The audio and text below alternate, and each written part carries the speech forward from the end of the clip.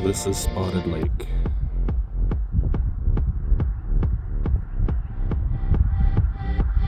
It's quite pretty. And it's a indigenous heritage site. I believe I think the sign here says they used it for healing.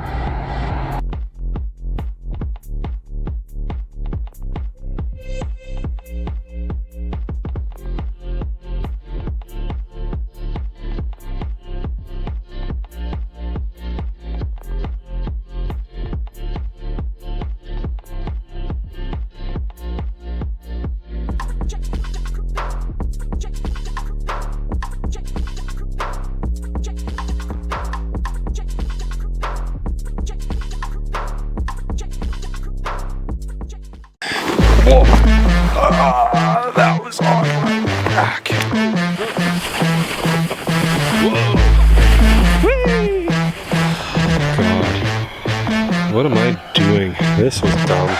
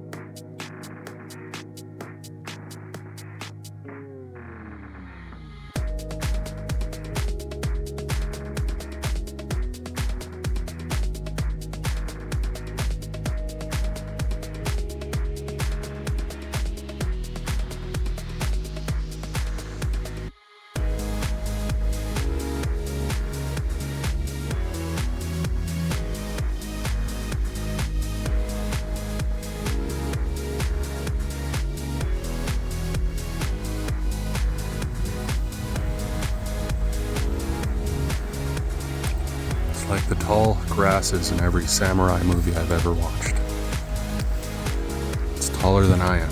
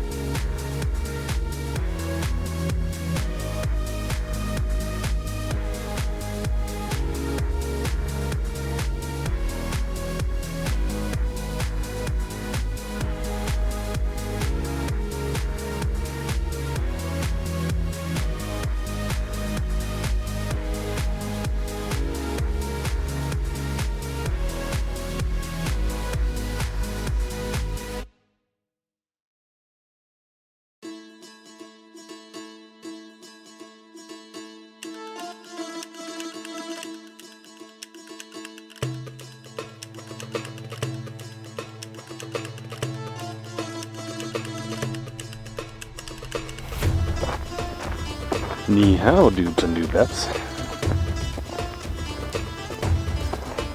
Today is going to be short. We are just checking out the bottom of Mount Hawthorne here.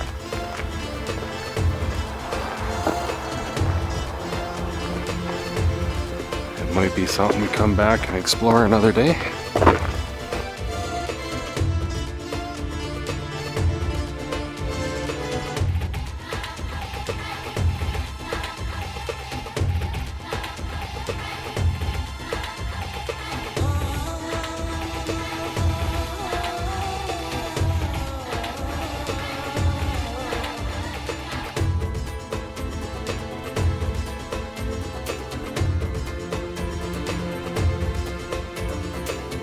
So that is interesting rock right there. We get a fair bit of it. I don't think it's just the standard granite.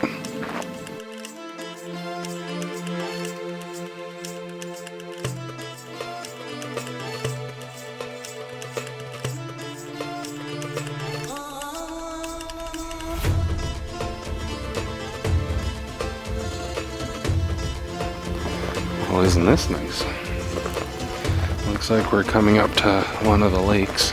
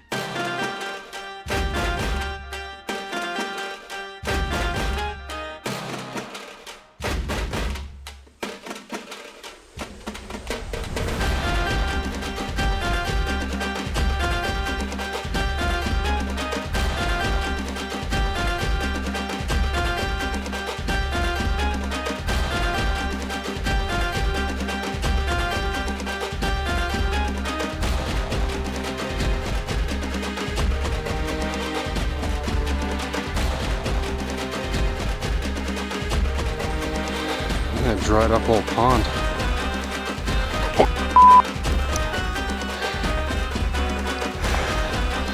Who put a trench there? Why would there be uneven ground in the forest? That's just unheard of.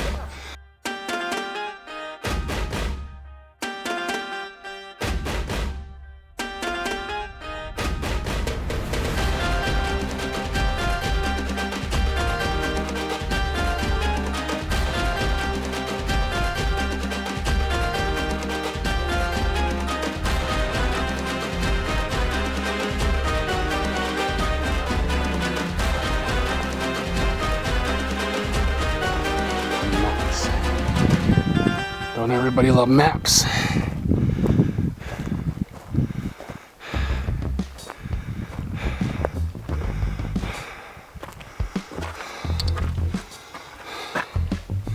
Is that where we is?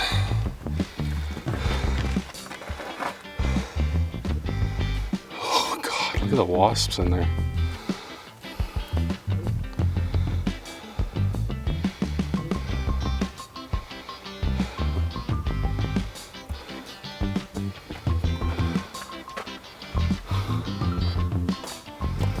So there might be a nest nearby.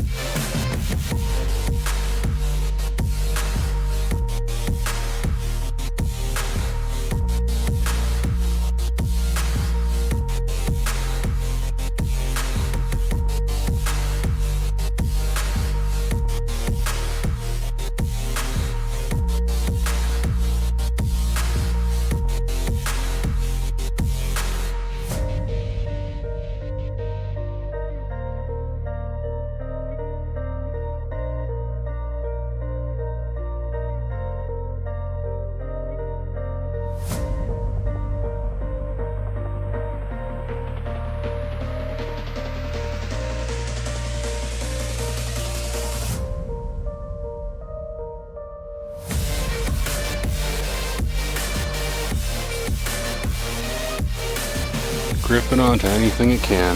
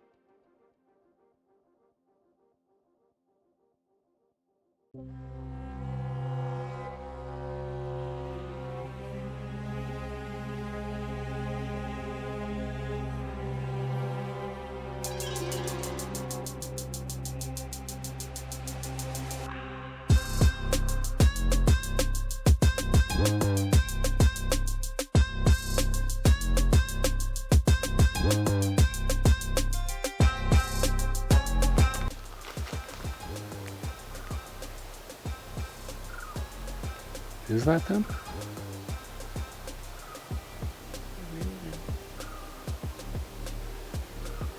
It's a weird call. It's only one bird.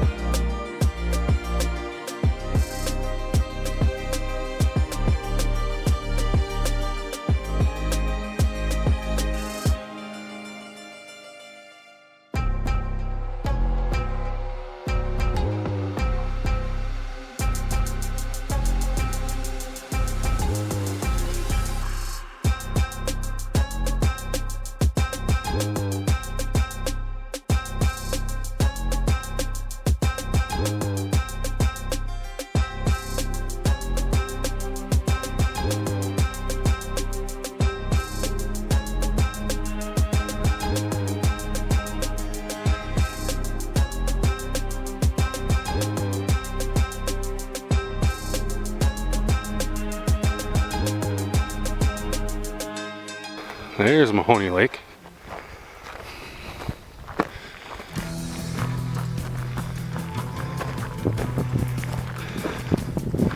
That phony Mahoney.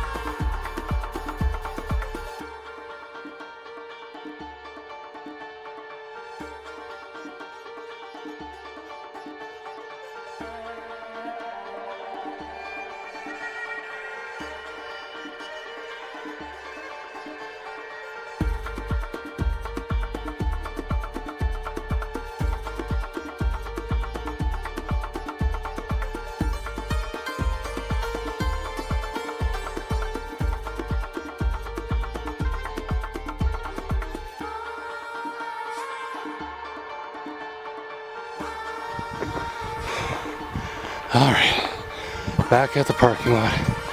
Time to sign out. Whoa, I knee.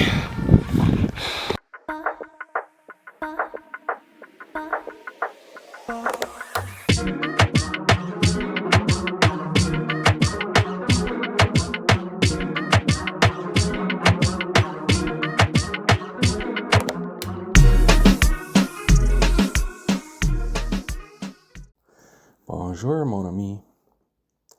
There's no joke at the end of this one. I didn't think of one, I guess. Instead, this weekend is a new Canadian holiday, Truth and Reconciliation. This one is a little hard for me, based off how controversial it feels for some people. What I know are the facts that the Canadian government supported a plan to educate Indigenous people and set up what were called residential schools, which were run by the Catholic churches. You can think of a residential school like a boarding school. Basically, you live there, away from your family. Inclusion into these schools were mandatory, like wearing masks during COVID. If wearing a mask was tough, imagine having to give up your kids. The graduation rate at the Kamloops facility was 10,000 children accepted, 168 graduated, which to me means about a 1.7% pass rate. Would you go to a school if you only had a 1.7% chance at graduation? Seems like a giant failure to me. And that was our tax dollars hard at work. We funded a massive failure all the way up to the mid-90s. Your tax dollars went to a school that had a 0% return on its investment. That should, on the face of it, make us all mad. That, however, is not the end of it. It can't be. Why would our government invest so much in an obviously unfunctional system? Well, that's where racism comes in. And it's pretty bad. The literal goal of residential schools were not to educate anyone. It was a program of de-education.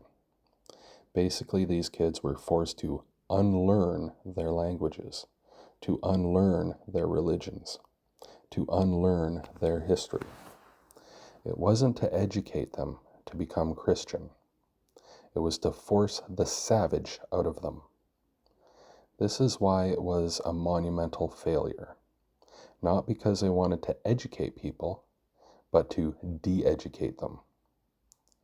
Imagine someone forcing you as a child to go to a boarding school where they were trying to get you to forget your language, your religion, your holidays, your dances, your entire culture, and replace it with something that you are completely unfamiliar with. How can you possibly unteach things? How could someone force you to give up your religion and language? Enter everybody's favorite solution. Corporal punishment. Yay! Wait, that sounds kind of bad. It's actually worse than it sounds. Someone punching you in the face every time you speak English instead of whatever language they wanted you to speak would be pretty bad. Beating you to the point of needing to stay in the infirmary for days to weeks is actually closer to what was going on. Fear is the tool of the coward. The people who ran the residential schools ran it on a platform of fear and abuse. Going about your day-to-day life knowing that if you did one thing that's super familiar and easy for you, that it would cost you weeks of your life in pain and slow healing, then yes, it's going to be a very hard time for you. So that is horrifying, right? But wait, there's more. Imagine being 5 years old and having the snot right beat out of you for having called out for your parents in your natural tongue. It's going to start convincing you that your parents let this happen, that they are not going to protect you. This was an idea cultivated by your new overseers, and you start believing your family has abandoned you. Guess what? There's more. Oftentimes, parental visits were denied altogether without kids knowing the schools denied the parents. Seems odd that a school would deny the parents the right to see their own children, right? Well, sad to say, that was the plot of the story. Not only do you destroy the child's identity, but you decimate the entire family unit, and basically your boarding school is now an orphanage. Children don't trust their parents, can't trust their heritage, cannot possibly trust anyone. A child that cannot trust anyone or anything is going to have a much higher risk of suicide, drug addiction, alcoholism, and indulge in many more self-deprecating and self-destructive behaviors. That's the plan, right there. You cannot force someone to give up their religion, but you can torture them to the point of needing an alternative exit. That's why it's referred to as genocide. It's a slow destruction of language, culture, religion, and values that one culture to favor your own. Erasing indigenous identity is akin to murdering them in an act of traditional genocide. Well, I wish I could say that was it, but it's not. The worst part is yet to come. What happens when you have a group of adults taking care of children that they believe are akin to animals? What happens when that group of people does not punish sex offenders, but rather shuffles them around? Well, they get access to a near unlimited supply of children. I really, really wish pedophilia was not part of this system, but you cannot deny it wasn't a part of it. There are reports of priests live burying newborns who were birthed because of sexual abuse. Children gave birth to a child in an act that was not consensual, to have their child dumped in a grave to be buried as evidence of a crime.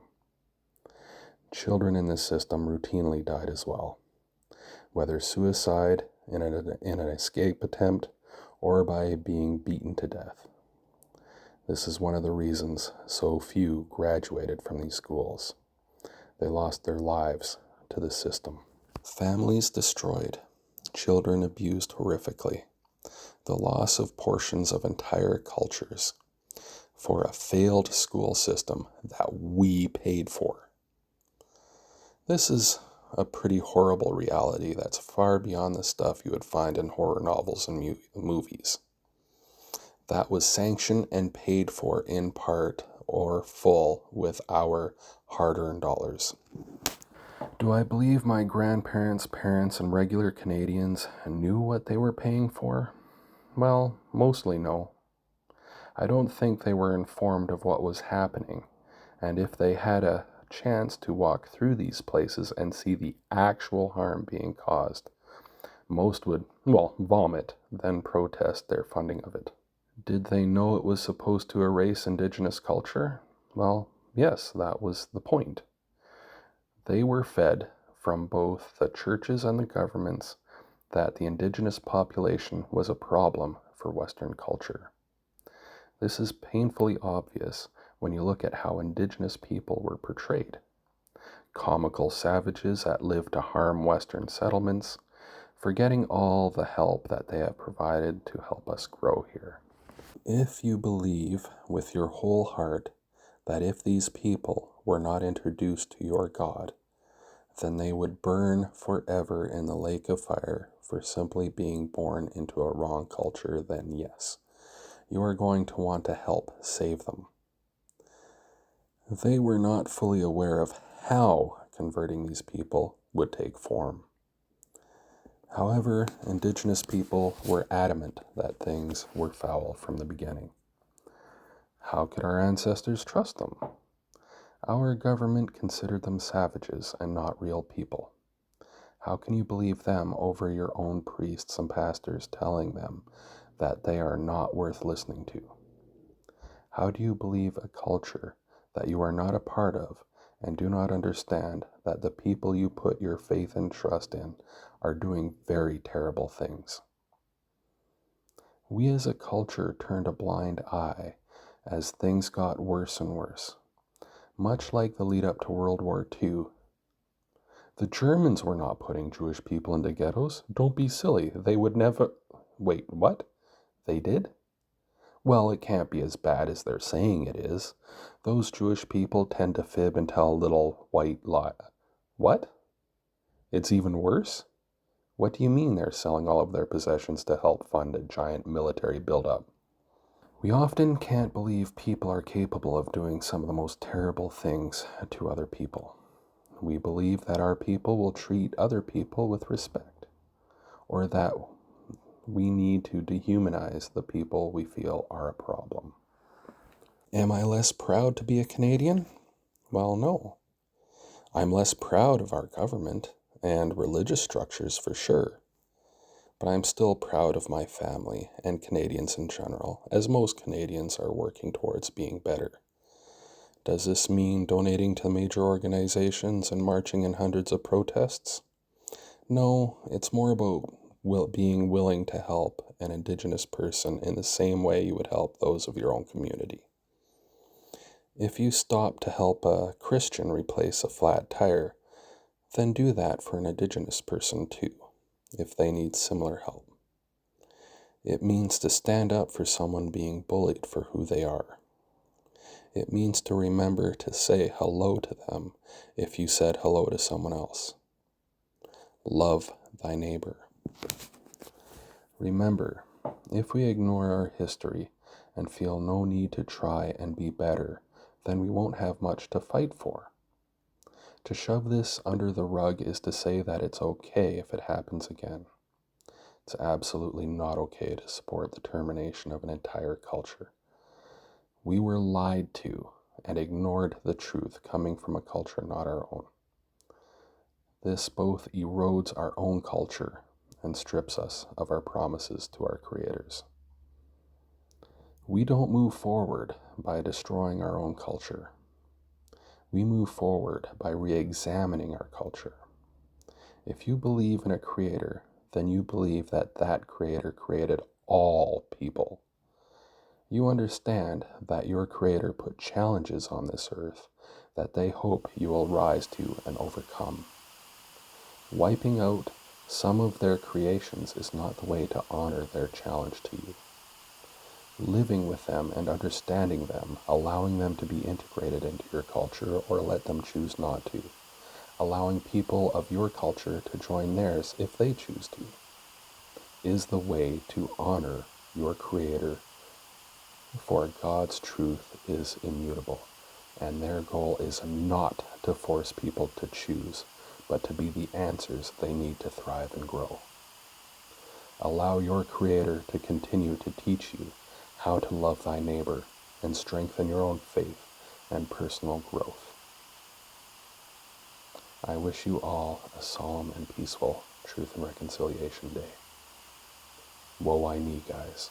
I love you all.